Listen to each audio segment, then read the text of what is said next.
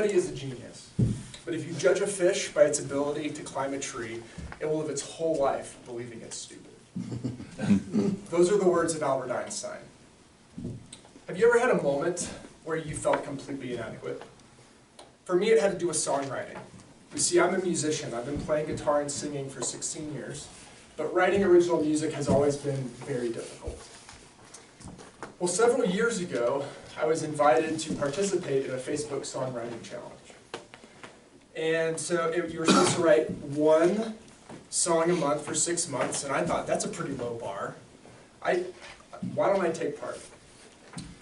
Well, long story short, a month and a half goes by, and I have a partially finished draft of a song and a terrible recording of it, but a part of the challenge was to post it onto the Facebook page.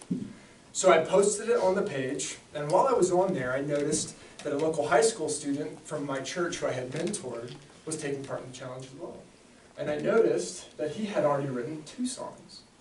So I decided to go ahead and listen to his first song, and as I listened to this song, it was really good. And my heart sank, and then I felt jealous, and then I felt angry. I turned his song off after 30 seconds because I couldn't take how good it was. And in that moment, I felt incredibly small. How dare this young punk be a better songwriter than me? It felt like he had more songwriting ability in his pinky than I did my entire body. You know, and some people might say to encourage me, that's all right, keep at it. You can be as good as Bono or Paul McCartney. You just have to work really, really hard. And while that's an encouraging sentiment, and there is truth in it, there's an unintended lie at its center. And the lie is this: anyone can do anything. Now I know that's bold, but just bear with me, okay? Donald Clifton, the founder of Strength Psychology and the creator of the Clifton Strengths Assessment, said this in his book, Soar With Your Strengths. To theorize that anyone can do anything assumes that all people are clones possessing an identical set of talents. This, of course, is false. We are each one of a kind with a unique set of strengths. Now, what I'm not saying is that we shouldn't focus on things that we're not good at or naturally good at. Otherwise, I wouldn't still be trying to learn yoga and still trying to write music. What I am saying is that we owe it to ourselves to discover those areas of natural gifting so that we can focus and hone them and experience them. And that brings me to the main point of all of this, is that you have to know who you are. You see, if we're all truly unique, then we must each have a propensity for some things over others. Einstein said it himself. He said, everyone's a genius. So how are you a genius? Knowing who you are is like knowing where you are on the map.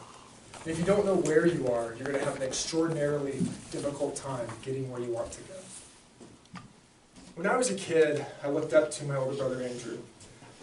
He's incredibly hardworking. He stays focused. He achieves whatever he sets his mind to. And at a young age, I thought, if I want to achieve the same success as him, then I need to be more like him. And I was absolutely right. You see, if you're going to achieve the exact same success as another person, you need to be that person, or be very similar. And I was the opposite of my brother, except, of course, much better looking, naturally.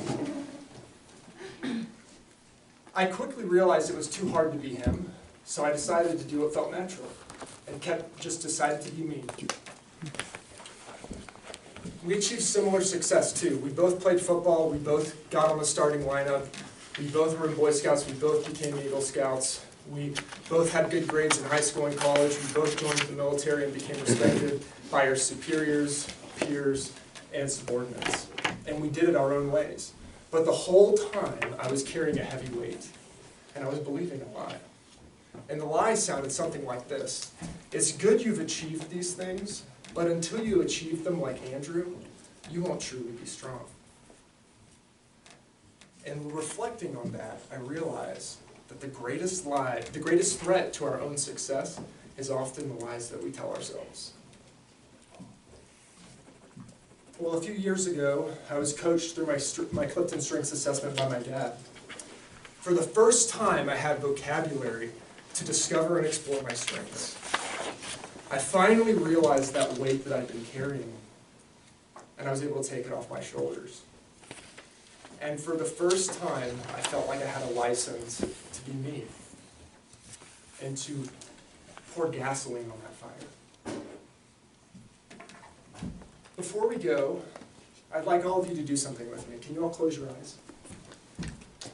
I want you to imagine what the answer to these questions could be. Who are you? What do you do well that other people can't? What's your area of genius?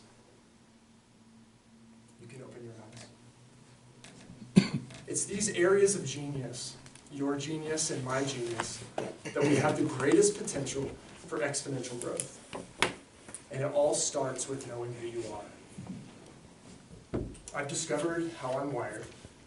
How are you wired? Thank you.